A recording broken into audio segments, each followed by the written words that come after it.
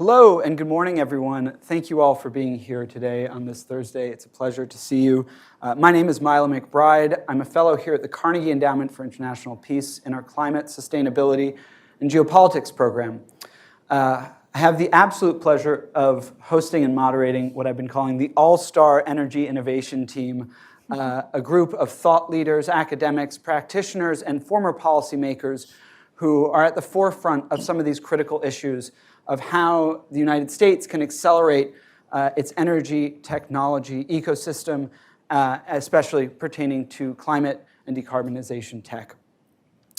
Before diving into the panel, I'm just going to take a moment for housekeeping, explain a bit about what Carnegie is doing, and recapping just some brief high-level takeaways from a recent report we published. Over the past year, the Carnegie Endowment has been hosting a nonpartisan task force on U.S. foreign policy for clean energy supply chains. It's an exceptional group that convenes monthly to think deeply about, in the next stage of green industrial strategy, how the U.S. can take a more pragmatic approach to its own supply chains, how it can work more cooperatively with its allies and its partners abroad, and how it can work more equitably with emerging and developing markets.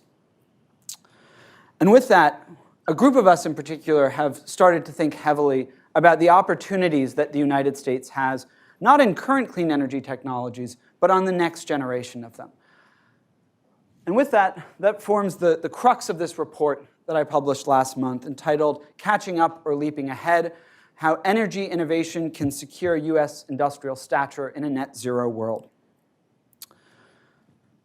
About a decade ago, policymakers here in D.C. lamented over a Sputnik-like dilemma, as U.S. clean tech factories were closing and Chinese companies were producing these technologies at increasingly fast rates. At the time, those announcements were perhaps alarmist, but today they were somewhat prescient. What you see on the first graphic here is a look at some of the critical technologies and minerals required for net zero, and in blue, the concentration of those in mainland China. On the top, you have chemicals from critical minerals, cobalt hydroxide, nickel sulfate, rare earth oxides, and spherical graphite, about an 80% control of processing in China. Going down, you see other clean technologies, electrolyzers, it's the machinery to make green hydrogen from water and electricity, as well as nuclear power, electric vehicles, and wind turbine nacelles, somewhere between a 50% and 70% concentration. And then I think a story we all have heard a lot is solar and batteries at about an 80% market share for the final product, but going upstream, some of those components are even more concentrated. Solar wafers, for example, have somewhere about a 97 to 99% concentration in China, and active nanomaterials in batteries, quite a similar story. I want to caveat that this is promising news for the global climate challenge and the challenge of wrangling our carbon emissions. Some of these gaps to net zero, especially in solar, because of Chinese manufacturing, are being closed at a quite impressive rate. The latest IEA forecast expects that actually solar production could surpass net zero goals because of this. But at the same time, for the United States, and now a hydrocarbon empire, producing the world's largest oil and gas, the movement of an energy transition towards electrons, towards minerals and machinery poses this challenge. And it's one that the Biden administration has seen very clearly and has passed 3 large industrial policies for: the Bipartisan Infrastructure Law, the Inflation Reduction Act, and the CHIPS and Science Act. And these have sought to create an industrial base to begin to develop clean energy supply chains in the power sector, mobility sector, and heavy industry here in the United States. But with that, some of these supply chains are focused, and some of the subsequent policies focus on the incumbent technologies, some of which the Chinese already produce at huge scales. And they don't necessarily guarantee that the United States will innovate and move ahead. I caution that there have been some exceptional innovation policies that have been made, and I hope we can talk about what was done. But at the end of the day, the high opportunity for the United States may lie in next generation tech, of which there are a robust profile of being domiciled here. This is all nicely said and done. We all like hearing about fancy new technology and innovation. But to quantify this, in the report I built this graphic, which is a comprehensive analysis of every net zero sector. There's 2 pages of it, goes on to include heavy industry. Every net zero sector and every next generation opportunity that's domiciled in the United States and has raised at least Series A equity. That's the kind of first benchmark of institutional investment. And what this graphic does is it takes a sector and it asks, how far is that from its net zero goals? Based on other data we're compiling, you could see something like batteries is quite low to net zero goals. There's a lot of battery production. But then it asks, how impactful and important is this technology beyond the energy transition? If you look at a permanent magnet, this is a magnetic motor, it's used in an EV. It's also used in the headphones that maybe you used this morning, and it's used in F-16s and drones. So it has triple or quadruple use applications, not just to the energy transition, but to the macroeconomic situation and to national security. And then where this gets fun is tallying up what is the next generation that the US is incubating in each of those verticals. So you look at permanent magnet, and in the next generation technology category, you have something called an iron nitride magnet. Permanent magnets contain rare earth elements, which are overwhelmingly produced in mainland China, produced, refined, separated, and built into metals. It is the greatest of the mineral risks that the United States faces. This technology, the iron nitride magnet, requires none of the rare earths. It can be made with iron, nitride, and boron, largely fungible global commodities. So what I do in the next sector is ask, if we were to commercialize this, what would be its impact on national resilience? If it's low, it would then just help expand a market. If it's medium, it could supplant some supply chain risks. Or if it's high, it completely supplants the entire supply chain and the subsequent vulnerabilities. In this case, it is high. It negates the need for rare earth elements, neodymium, dysprosium, praseodymium. And then lastly, we gauge where these are to market. Low, it's an early stage lab study. Medium, it's reached pilot. And actually, this technology in Minnesota just did a ribbon cutting of their pilot facility, which was exciting news for this world. And then a high stage is a first-of-a-kind commercial demonstration or a gigawatt-hour scale factory production. There's some incredible technologies in here, and I think we should be really excited about what's on the horizon. It's batteries for electric vehicles, of which Varun has just published a fantastic report with Carnegie's Noah Gordon and Daniel Helmsy. Highly recommend you getting a copy. Huge opportunity there, as well as the stationary storage sector, holding intermittent renewable energy for 12 hours, if not days, whereas conventional batteries can hold them for 4 to 6 hours economically. And then the last 2 areas before moving on, this area of clean, firm energy. These are low carbon, low to zero carbon power generation that can produce 24/7 energy. In particular, in the report, I highlight next generation geothermal technology, given that the US has 1,000 drill rigs and 300,000 oil and gas engineers who are well prepared to be transferred to propelling this 24/7 clean energy forward. And I'll end with the heavy industry sectors. That's chemicals, that's cement, that's steel, of which the Department of Energy has been doing some great work on bringing first-of-a-kind projects online. And what you see is just a fantastic arsenal of new processes to produce what is about 1/3 of global carbon emissions and projected to rise in a way that power and mobility have at least a commercial opportunity to start to decline. So I cite that as a really interesting thing for us to think about. But beyond this, I want to defer to our experts in the room and do some introductions. We have a fantastic group here. I'm going to join you all if that's all right. First off, Costa Samaras, joining us from Carnegie Mellon University, the director of the Scott Institute for Energy Innovation and the trustees professor for environmental engineering. Costa served in the White House Office of Science Technology Policy as an advisor to both clean energy and director level to clean energy and clean energy transition. If I got that right. Awesome. Costa, thank you for being here. Varun Sivaram, thank you for joining us as well, from the Council on Foreign Relations, currently a senior fellow in energy and climate, and before that was the Chief Strategy and Innovation Officer at Ørsted, which is a Fortune 500 clean energy company, and had the fascinating role before that working at the State Department's Special Presidential Envoy for Climate as a Managing Director on Clean Energy, working with Secretary Kerry. Varun, welcome. Thank you. Tanya Das, Director of Energy at the Bipartisan Policy Center. Before this, again, fascinating role in U.S. government, Chief of Staff to the U.S. Department of Energy's Office of Science, as well as working as a professional staff on the Science, Space, and Technology Committee in the House. Thank you for being here, Tanya. Thank you. And Lisa Hansmann, currently a principal at Engine Ventures, which is a leading venture capital firm focused on investing in breakthrough energy technologies to advance the clean energy transition and climate transition writ large. Lisa, as well, it's great to have a private sector perspective in the room, I think especially in the venture capital space, but you had a fantastic role in government as a special assistant to the president in the National Economic Council, as well as senior advisor working on energy and industrial strategy writ large. So Lisa, thank you for joining us. Great. So I want to begin with a perhaps optimistic question to paint the Overton window of what is technologically and politically possible. Let's say the year is 2035, and the hopes of energy innovation, perhaps some of these technologies that are being developed, the hopes of that is that they are developing at the pace and scale we'd hope for our net zero goals, for domestic economic agendas. What does that ecosystem look like? And what are the technologies that you would hope to see unlocked by that point?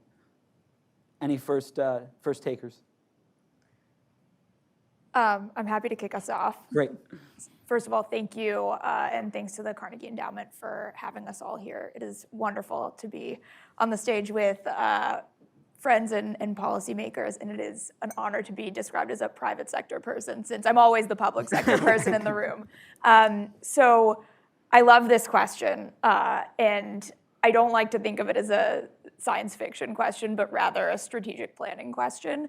I think three elements, if we imagine a robust, supportive economy supported by clean electricity at scale in 2035. I think first, speaking about kind of the workhorses of the clean energy transition, we have to imagine that there's continued strong deployment of solar and storage. And here I think we've seen continued bright spots, and that if you look at the IEA's historical projections on solar deployment, I think this year actually we hit what IEA in 2015 thought we would hit in 2050 in terms of solar deployment. And I think this year they've also upwardly revised their projections for 2030 for solar and storage by 25% and 50% respectively. So I think we continue riding that momentum. But excitingly, I think we see a series of the clean firm technologies that Milo, you highlight in your report, really starting to take off, in that I think there's a world in which, and we're betting on there being a world in which fusion demonstrates it's able to achieve Q greater than 2, and we have the first commercial fusion power plant actually under construction in 2030. You have a network of new advanced nuclear small modular reactors actually being deployed, and you change the paradigm from which will be the first to pilot to who is going to ride down the cost curve fastest to scale. And I think we need to assume that, to your ecosystem question, we've actually changed our permitting structure, as well as the incentives that govern utility regulatory decisions, to actually enable the build out of the grid to allow for the transmission of this surge in green electrons. And I will say, if I try and reality adjust this, I'm quite skeptical on our ability to expand the physical capacity of the grid, but I think we have to be bullish on our ability to incorporate some of the advanced transmission technologies that you include in your report that we know have already been piloted in various utility footprints, and really, again, are a question of scaling rather than de-risking.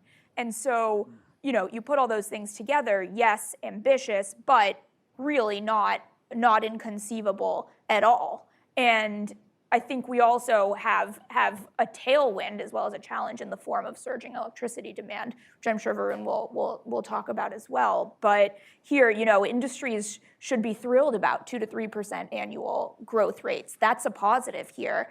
And we actually, as a country, have historically seized those productive challenges and used them quite effectively. So, in my mind, I like to think about the World War II analogy here, where between 1939 and 1944, I think you saw a threefold increase in manufacturing output, may we be so lucky, and a 60% surge in electricity demand. Here we're projecting, I think, a 15% increase in electricity demand through 2030. And so through a coalition of utilities, government, business, can we effectively reform the industrial ecosystem to enable the scale up of those various elements that we talked about?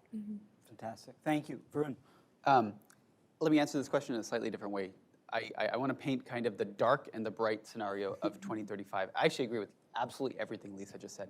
Here's the dark scenario. The year is 2035, and the United States has spent $1.5 trillion through our IRA and other incentives, and here's what we have to show for it. China continues to dominate every conceivable clean technology supply chain. No country around the world buys anything useful from us in the clean technology sector. They buy them from China. But at the same time, America's largest export, which is oil and gas, has fallen precipitously, and our auto industry has been hollowed out. We have nothing to show for $1.5 trillion of subsidies, except for a bunch of plants that need unending subsidies to continue to operate, and technology that's frankly not very good in order to help us solve the climate crisis. That is a very realistic scenario, and frankly, the scenario we are on track for right now. The bright scenario is the year is 2035, and after, again, $1.5 trillion of American subsidies through the IRA and other bills, the United States has in fact created world-leading, world-beating technologies that other countries like to buy from us, and that have enabled American industries to build profitable both export industries and serve the domestic market, again, profitably, not with the unending requirement of tariffs, protection, and subsidies. Noah, who's sitting over there, I want to call him out, and I and Dan published this report today. It's kind of a subset of Milo's phenomenal report. It requires a paradigm shift in how we think about supporting the clean energy transition. If you want to advance American interests and climate interests at the same time, it does us no good to invest in technologies that China has already won. This report is all about batteries. So if I had to name one technology in 2035 that I hope, 2030, that I hope the United States has led on, it's solid state batteries. And I hope we get to talk much more about this, but in addition to all the technologies that Lisa just mentioned. We'll definitely come back to solid-state next-gen batteries. And it's a great report. We have copies here. Please check it out. Tanya? Yeah, maybe I'll jump in here. So I want to tie together some things both of you said. And I think I'm a little bit more optimistic than you that we're not going to end up in the dark scenario. We embarked on a really incredible journey over the last several years in pushing forward on American energy innovation. And reflecting on where we were back in 2009 under President Obama, which was, I think, the last time our nation saw a period of this level of investment in the energy ecosystem, where we had the ARA bill, we had ARPA-E funded for the first time, we had the loan program office at DOE funded for the first time. And that incentivized a lot of innovation and investments, but it was also kind of a mixed bag because we had a financial crisis. We had car companies in Michigan declaring bankruptcy. I'm from Michigan, and I remember a lot of my friends' families, their parents lost their jobs, they moved out of the state. Some of them never economically recovered from that moment like 15 years ago. And so that was a bit of a dark moment, but fast forward to today in 2024, where we passed the Energy Act of 2020, which I bring that up because that is the bill that I see that really laid the foundation for everything that came after. I think that kind of set a strategy and some long-term goals. And then Congress followed through with the Bipartisan Infrastructure Law, the Inflation Reduction Act, and the CHIPS and Science Act that really brought money to the table to follow through on those goals. In this moment, I am a lot more optimistic about how we can follow through on those investments than compared to 2009. I think we have a lot more working in our favor. And the three things that I want to see in 2035 that I am optimistic for is, one, multiple sources of clean, firm power. We all know that there are several options available to us right now, but I think we are going to expand the pie to even more options. And the list is going to be everything from fusion to multiple types of geothermal to multiple types of battery storage alongside renewables to multiple types of fusion power. I'm optimistic that we're going to see multiple options for clean, firm power. Two, I'm optimistic that we're going to figure out some of the regulatory challenges that Lisa was talking about, permitting both at the federal level but at the state and local level as well. And three, I'm optimistic that we are going to be in a period of viewing this as abundance and not fear. I think right now the narrative is that we're all very scared of electricity demand, and that's understandable since it's coming at a period of time after we've seen flat load growth, electricity load growth in our nation for about the last 10 years. So we are in a period of load growth, but I'm optimistic that we're going to see that as an opportunity and as a positive thing. And we can't forget the pioneering work the Biden administration has done to really bring along communities and justice as a central part of this conversation. And I am hopeful that we are going to see that even more closely tied to the day-to-day work of how we accomplish the energy transition in 2025. Love these multiple perspectives. Also just want to plug real quick, Lisa has published a great piece with Engine Ventures that in a 2040 scenario also talks about this idea of abundance as almost a reaction from the scarcity issue. Costa, sorry, would love to hear your thoughts on all this. And I would follow up what my colleagues had said, that I've never been more optimistic about the future of clean energy innovation in the United States of America.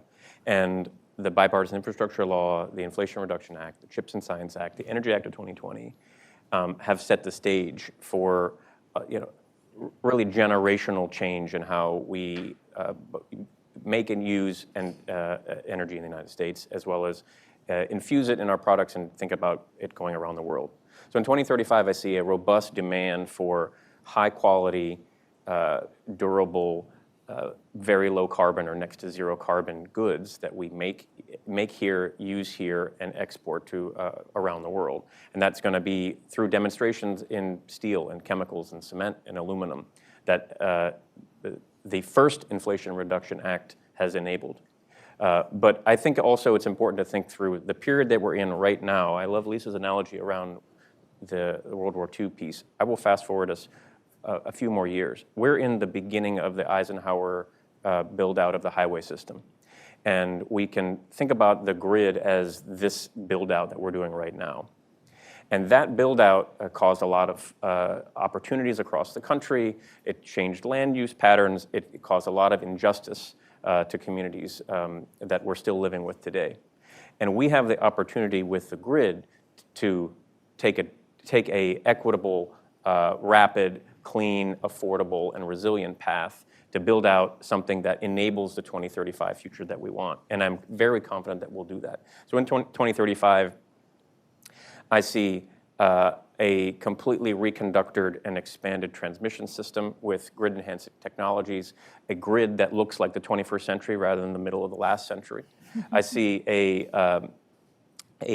humming, growing manufacturing base throughout the country on things like that, advanced batteries, on things like advanced materials for small modular reactors that are coming out. I see manufacturing for building products. So some of the more on the boring side, insulation, windows, controllers, all to support, and again, another 100 to 200 gigawatts of virtual power plants that we have deployed, all while electric school buses and transit buses enabled by the Inflation Reduction Act and the Bipartisan Infrastructure Law are causing health benefits across the country. Kids are not getting asthma attacks.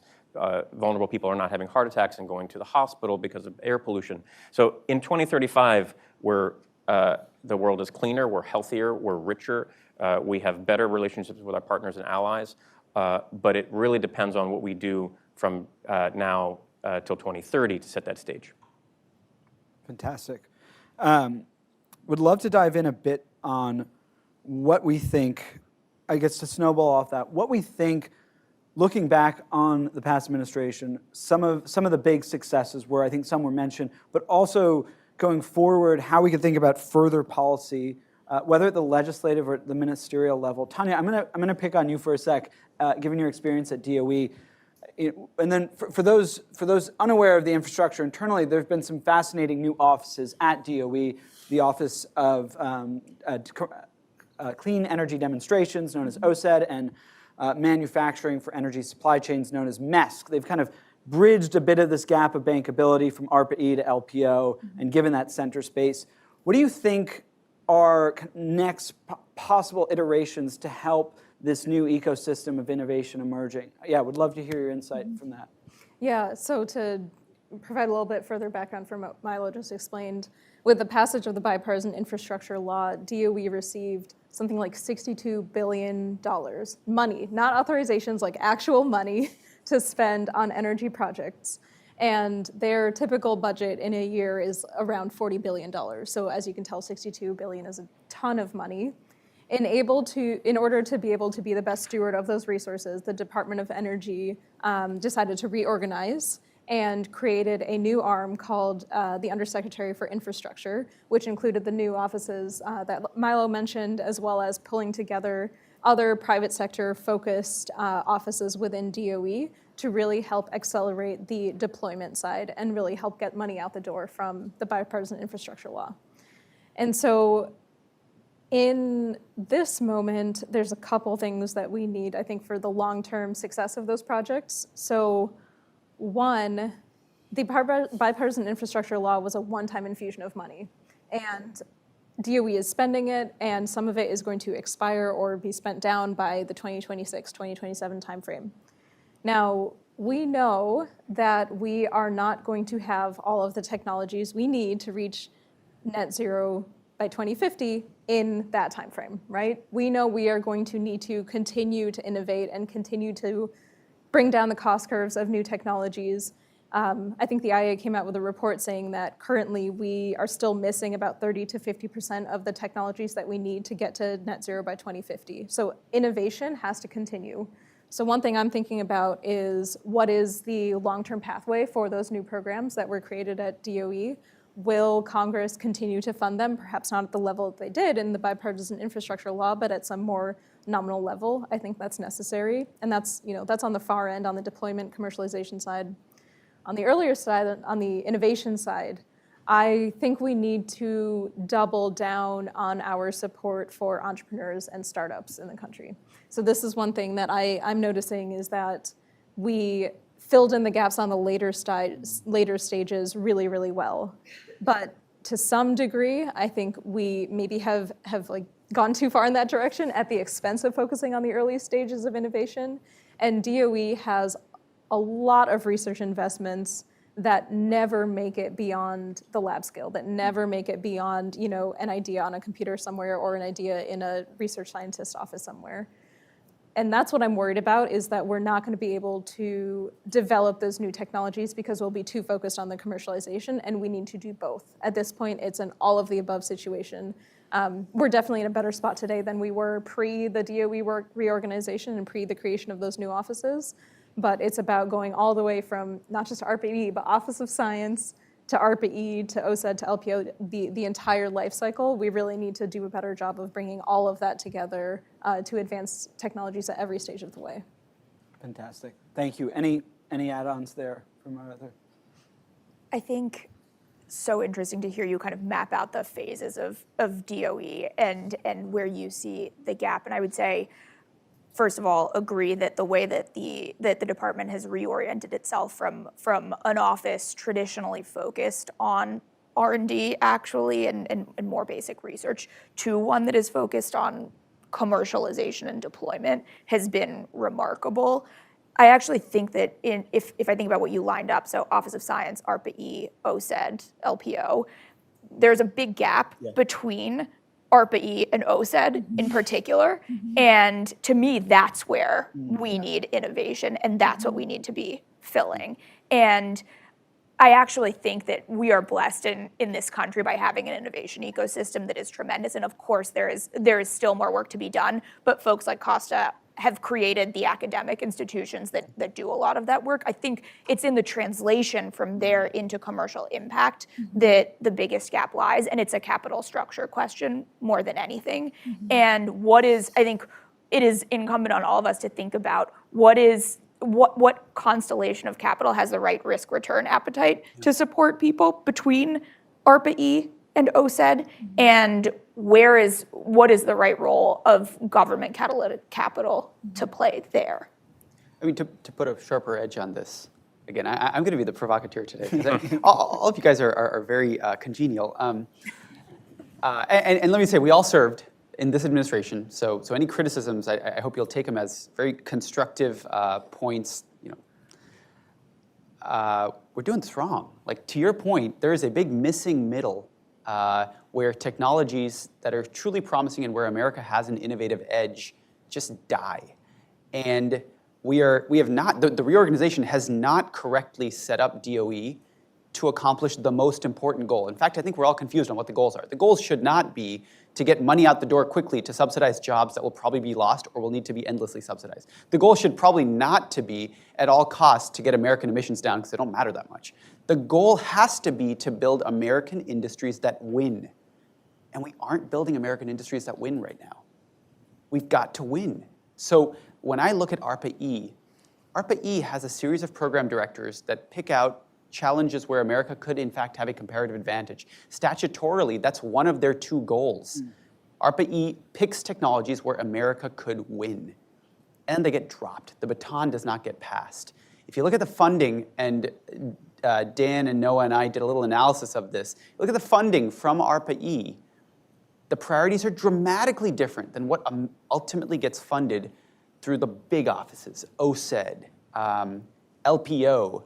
The money going through there, which is 99% of the actual money that comes out, that money is funding priorities where we are probably not going to win. And when we dive a click deeper, I'll talk about that in the battery context. But following Milo's recommendation, which is focusing on leapfrogging, requires us to make very hard choices. And one of those hard choices is making a hard right turn and saying, there's one goal that's more important than all the other goals, and it's winning. So this all warms my heart, because this was our job at the White House, was to try to figure this out and outline what do we do next. And we published a report on clean energy innovation needs to meet our 2050 climate goals. And in there, there was 37 technologies. It could have been 47. It could have been 107. I think it's important to really accentuate that we have the technologies to dramatically reduce emissions right now, and we should be deploying as fast as possible. And at the same time, we can do two things at the same time. And actually, we need to do things together. So we can be deploying and innovating at the same time. And here's what I mean by that.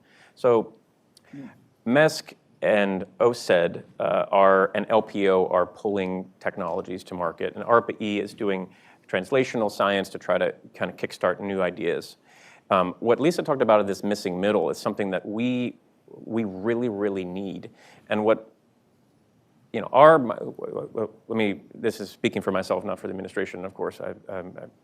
My idea at Carnegie Mellon is, we need to be embedding innovation in all parts of that life cycle. We need to be putting ARPA-E fellows at LPO projects, scraping up where are the things that cost too much, where are the things that take too long, where are the things that don't work that well, and immediately dumping ARPA-E money right there and then on the spot, and like innovating as we go. The way that the three-bladed wind turbines that we see everywhere, that was not the design that was originally thought about by Department of Energy in the 1970s and 80s. That came from the Danish government. And they basically said, we think this is going to work with this type of design. Let's play with it. Let's build one that's this big, see what's wrong. Let's build one that's a little bit bigger, see what's wrong. And basically through this iterative innovation process of learning by deploying, they were able to kind of scale up into a technology that we see across the world today. I will say this from the university perspective, where we lead clean energy entrepreneurship at Carnegie Mellon, I have a patent from a DOE project. It was hard to get, and from there, it's what do I do with it now, right? And so I have faculty founders both around the country that talk to me. They're saying, I'm writing checks out of my checking account to try to cover this next translation between a great idea and even to get to RPE, right? So there are gaps there in this innovation ecosystem. There are not just one valley of death. There's 10 valleys of death that I think a reinvigorated Department of Energy could potentially solve. I will also lastly say, one of the offices that we don't talk about is the U.S. Patent and Trademark Office, and they took the reports that we have done and their own leadership and said, we're going to take clean energy technology and clean technology that reduces emissions and accelerate them to the front of the line for patent review. And that is a kind of a quiet revolution in clean energy innovation that's happening right now. Fantastic. Can I pick up on Varun's helpful prod to be a little more provocative here, which is, I think one of the greatest policy innovations that DOE did was actually not in the clean energy space, but in the fossil space, which is in the wake of Russia's invasion of Ukraine, we took an extremely muscular approach to the deployment of the Strategic Petroleum Reserve. And so after Russia invaded Ukraine, oil and gas reserves were disrupted, millions of barrels of flows were diverted, and what the US government did was coordinate a response effectively to release 180 million barrels of oil from the Strategic Petroleum Reserve, which is, for those who don't know, a very fascinating kind of network of salt caverns in the United States where we literally store crude oil, and pumped it out to bolster our domestic supply. Not only that, then DOE innovated on the demand side as well to bolster private domestic production by effectively guaranteeing a repurchase price for crude oil, thereby providing basically a floor that gave producers certainty that if in fact they brought additional barrels to market, there would be a buyer. That's the kind of policy innovation that we should be bringing to not yet commercialized technologies to provide, say, a guaranteed offtake mechanism, a price floor for critical minerals in periods of bust. And so I think there's many of these elements exist, and actually they're areas that we are extremely comfortable deploying in parts of the economy. And so I think the question is, how do we reorient them to enable that chart that you put up earlier? Absolutely. I think these are all fantastic points. I want to come back especially to this idea. It sounds like what you're describing of embedding ARPA-E fellows at later stages, say it be OSET or LPO, it feels like what you're talking about is some type of more synergistic feedback loop that can be adaptive in a way that, Lisa, you're describing the muscle of releasing the SPRs was. Are there any further thoughts on that as kind of as a next thing to think about? Is that, Tanya, not to pick on you again, but does that seem like the integration and feedback between DOE as an opportunity for further examination? I think it really comes back to the missing middle that Lisa pointed out. The Department of Energy bureaucracy is really hard. And it's been incredible to see how the reorganization has helped different parts of the department talk to each other more. And to some extent, I think it has been largely successful because in addition to bringing in a bunch of new staff from private sector, they also pulled in staff from other existing parts of the Department of Energy, like the applied energy offices like ARPA-E, to create these new offices. So I think that is part of it. And I think what can really get us 100% of the way is, like Lisa said, is filling in the funding gaps in that missing middle. Because we are seeing a whole set of the innovation pipeline that currently doesn't have support from the government, doesn't have strong, robust support from external funding sources. It's because the risk is too high for external funding sources. There's no infrastructure within the government to really fulfill that set of needs. And so I think it's bringing both of those things together and coming up with the flexible financing mechanisms that suit the needs of the various startups who are at that stage, because some of them are going to need grants, some of them are going to need more debt financing, and so it is really needs to be bespoke depending on what individual companies are facing. So I think it's a combination of all of that. Awesome. Thank you. Can I add Yeah, to that? please.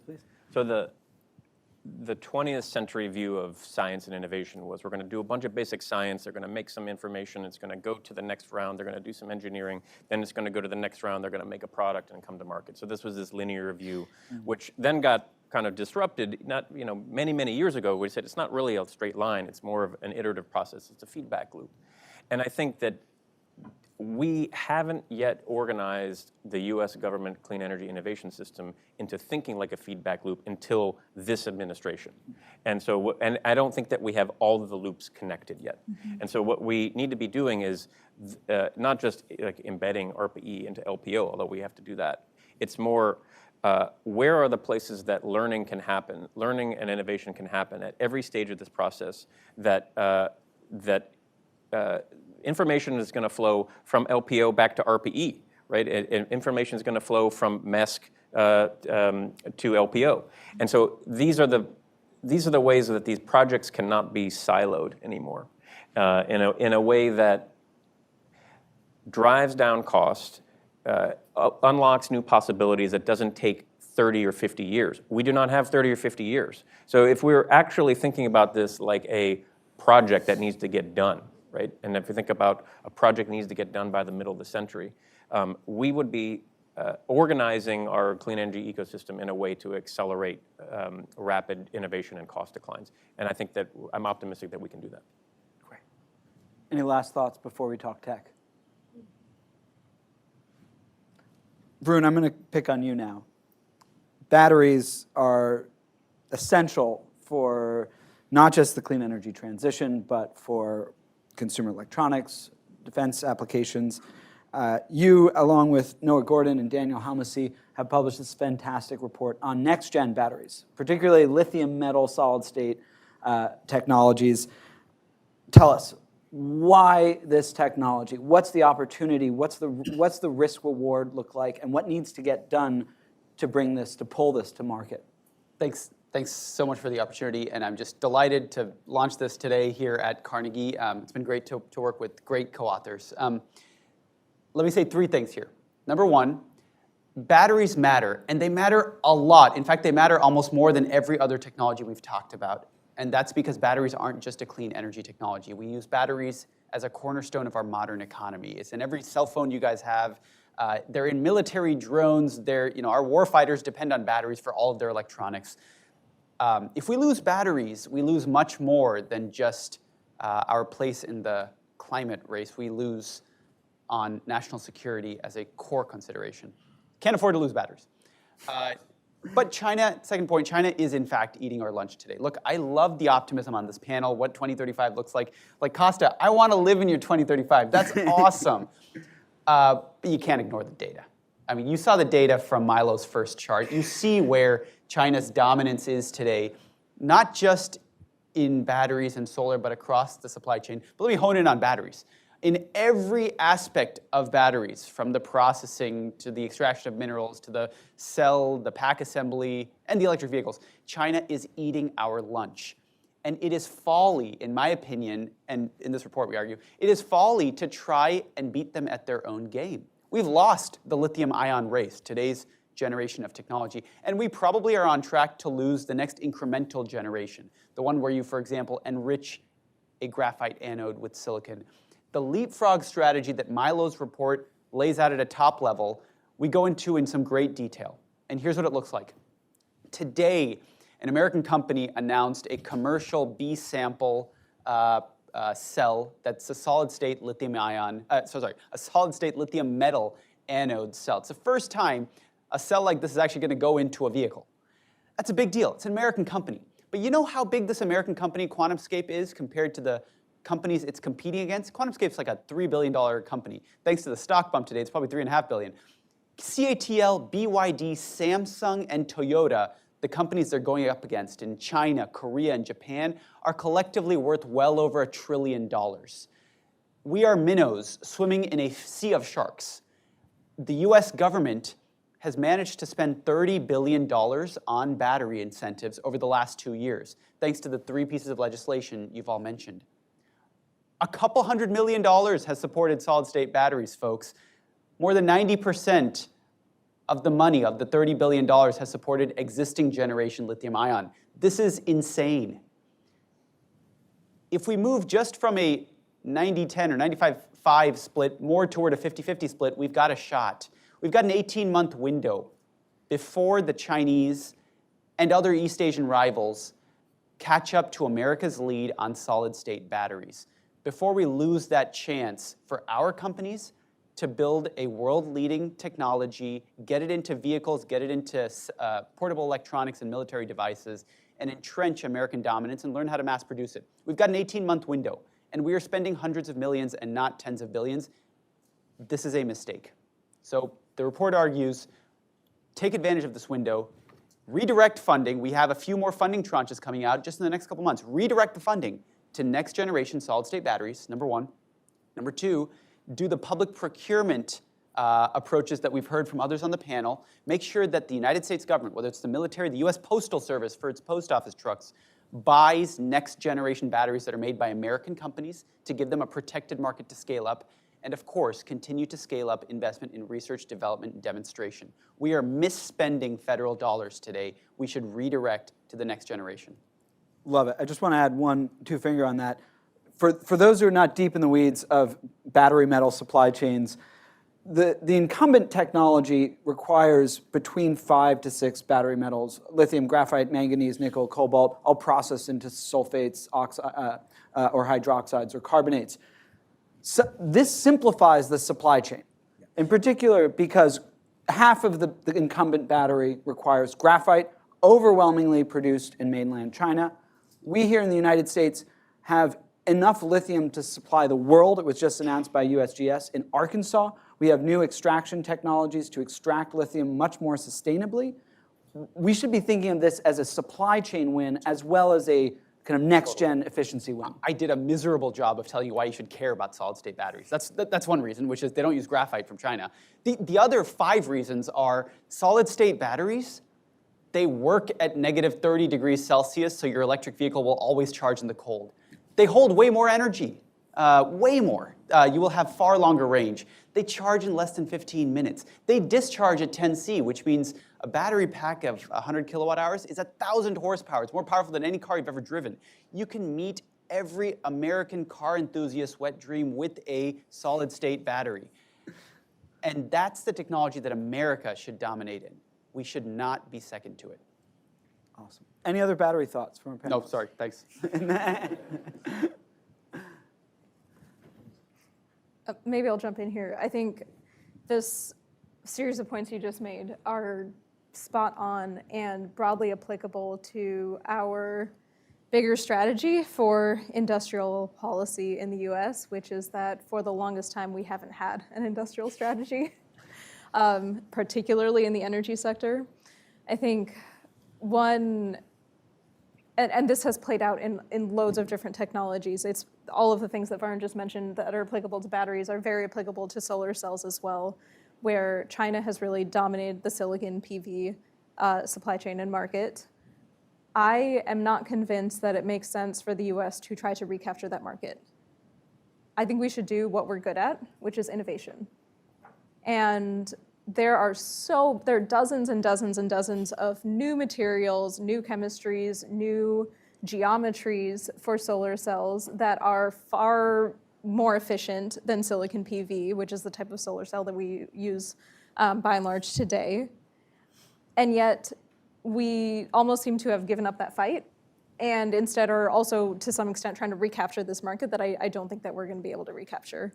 And so that is what I would like to see more of in the coming decade, is really playing towards our strengths and focusing on innovation and building new products that are even better than the existing standard that do not yet exist today, so that the US can lead in new areas instead of trying to recapture things that we've already lost. I agree with, I'd say 95% of what you said, with the exception of the US not having had an industrial strategy before, because I think we have had an industrial strategy for like 50 years around petroleum extraction effectively. And that's the Strategic Petroleum Reserve is a legacy of that. But more broadly, we've built a very favorable regulatory and infrastructure regime to support that quite consciously, quite directively. And that involves everything from carving fracking out from various permitting regulations. It involves creating an electricity infrastructure that frankly, and a natural gas pipeline infrastructure that supports the distribution of fossil, and creating a trade regime that also supports it, the free flow of hydrocarbon molecules. And so I think it's taking the lessons learned from that industrial strategy and making the very conscious decision to apply it in other areas that often involves potentially activities that make parts of our broad coalition very uncomfortable. And that means categorical exclusions to build clean. Like I don't think we're gonna accomplish any of our 2035, I would argue, somewhat realistic ambitions without doing that. I think we are reaching a breaking point where there's greater kind of political consensus around that, but it's actually making the same type of very conscious decisions to nurture a series of industries that we can learn from. So I think it's helpful to remember that we're actually not starting from scratch, and it's not interventionist, it's not market making, it's what we've always done to create energy dominance and security. Lisa makes this point that we should, put on a billboard. Like, we've done this before. We do it right now. Not just with petroleum, but with agriculture products, defense products, semiconductors. I mean, we have taken an approach to critical national industries in a way that has benefited the United States national security, our economy, and our consumers. And clean energy is belongs in that subset of the things that are so important to the country that we have to be making strategic investments that are government-enabled, private sector-led, that lead to the outcomes that we want, right? Clean, resilient, affordable, available, reliable, with opportunities for economic growth and good-paying jobs around the country. I mean, these are things that the existing market fails at. These positive and negative externalities are not priced into that market, and there's an opportunity to correct that with smart and nimble policy. Thank you both. All really important points. We're running towards the end of time, and I'm going to mix it up with some Q&A questions still on this technology front. Several of us have mentioned kind of an advanced grid, whether you mentioned GETS earlier, I presume advanced conductors. There's a question. One of the principal bottlenecks for any clean energy transition is transmission technology, which has improved modestly over the past 100 years. What are the revolutionary changes in transmission tech that we can look for? What are we thinking about here? Look, I'm going to key off of a point Costa said. I'm going to kind of sidestep this question because we've actually heard a lot about the topic on advanced transmission technology. So I'm going to get off that topic. Ooh. You're the only person in this room who laughed, and that's unbelievable. I did. And talk about virtual power plants. Yes. I think when Costa mentioned virtual power plants, it's a topic that does not get enough press. I actually think this is one of the things that the LPO has done absolutely right, and other parts of the administration, is focus on the demand side of our power sector. Our power sector, we have hopelessly focused only on the supply side for over a century now. And I think multiple streams are converging. There's a regulatory stream, FERC Order 2222, state level and ISO level policies now are being implemented to create the regulatory opportunity for VPPs. And there's a technology layer here. I think the virtual power plant is ready for liftoff. In fact, I think that's actually a DOE report, VPP liftoff. And it's the most exciting thing to me to kind of do an end run around the difficulties in transmission permitting.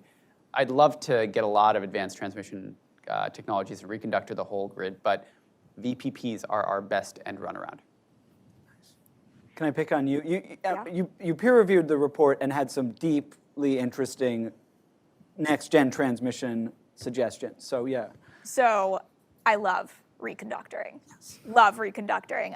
Can you explain what that involves to the folks? Yes, it's very simple, actually. It's a product of the fact that we are incapable of building, so we should fix that. But reconductoring is effectively when you take the existing electricity infrastructure that we have, so think of the big poles that hold up transmission wires, and you simply string a new wire on the top that is able to transmit more capacity. So basically you use what you have, but think of it as a wider tube that lets you push more stuff through, except it doesn't have to be wider, it can just be better, smarter. And so one technology that we are immensely excited about is high temperature superconducting cables that are able to transmit as much as 10 times capacity in an existing footprint. And so I think this is an area also where the Department of Energy has done an increasingly good job of actually shifting dollars away from legacy technologies towards next generation technologies. And you can see that actually, Varun, I think this is a hopeful example for you,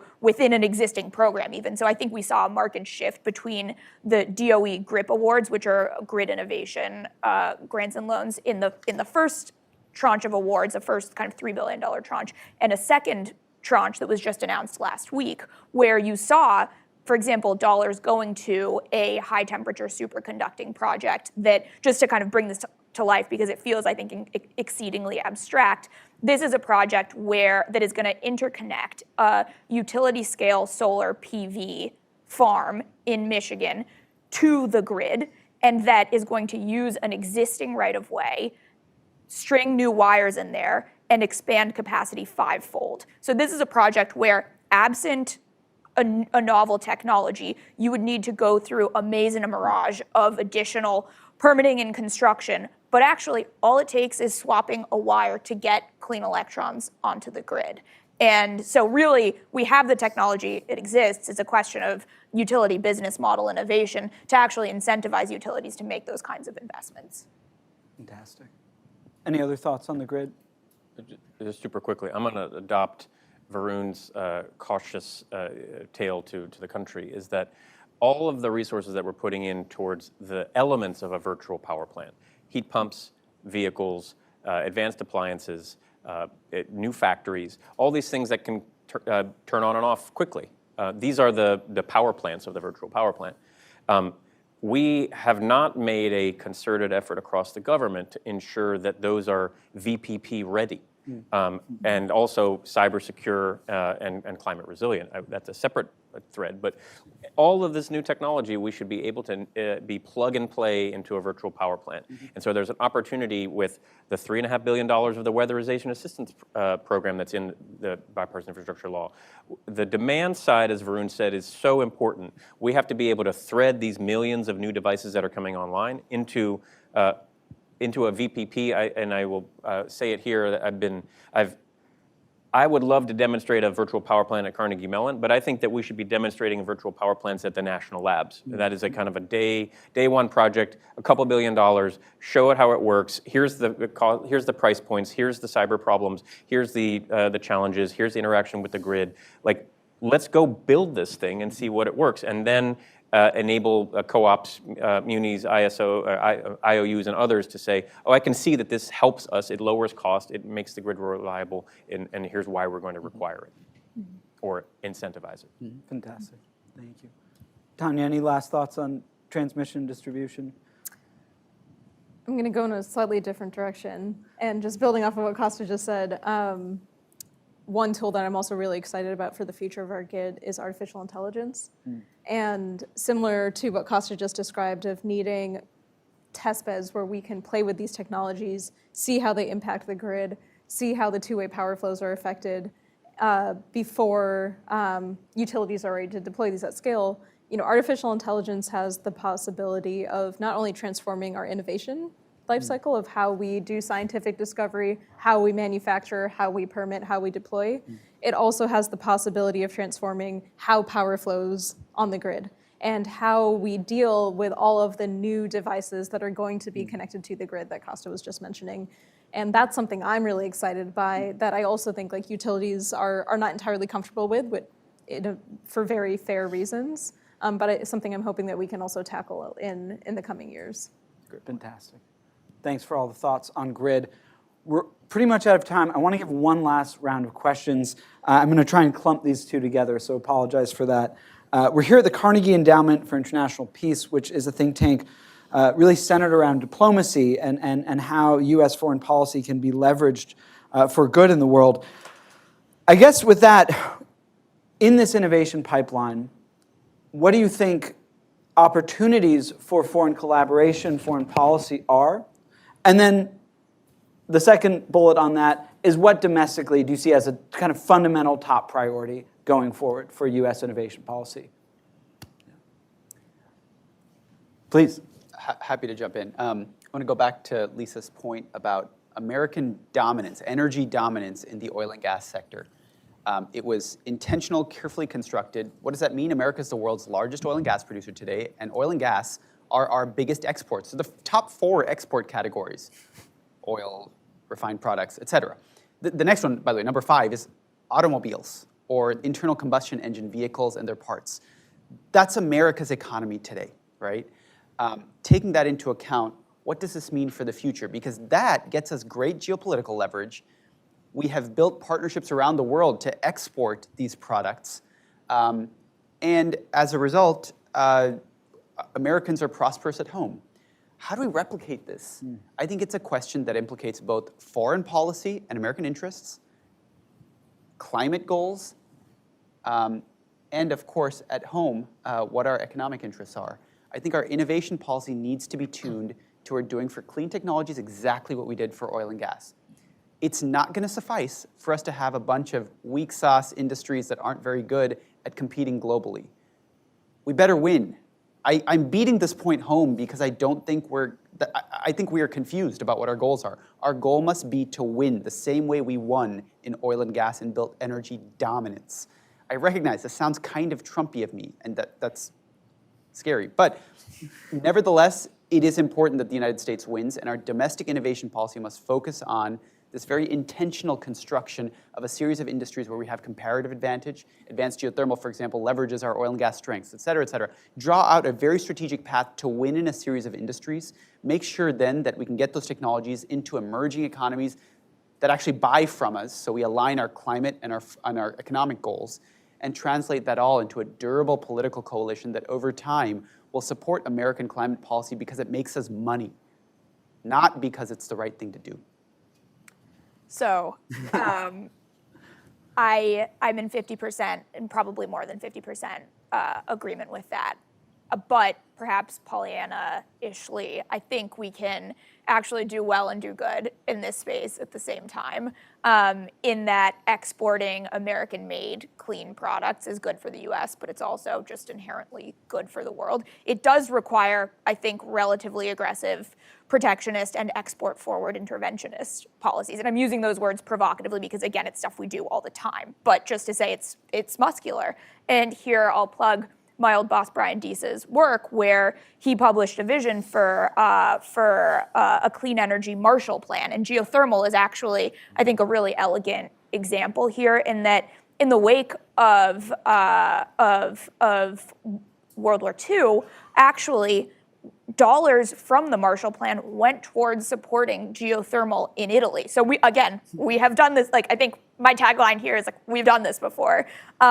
But similarly, you need to actually both set a floor, I think, in the US via probably a mechanism that links climate and trade, so emissions and trade, and then also actually create an active kind of fund and strategy around exporting US geostrategically advantageous clean energy technologies like geothermal. And we are going to be better, I think, inherently at project-based things like geothermal, like power plants broadly, than we are at inputs into batteries. So solid state is an interesting one because, frankly, the supply chain is different and it's not a bunch of ticky-tacky things. But so I think thinking very carefully about what is our new stack, if we could redesign the export list, what would we want 1 through 5 to be? And then let's just build something that both has the financing to do that and also a bunch of salespeople to go out and actually sell from the Commerce Department.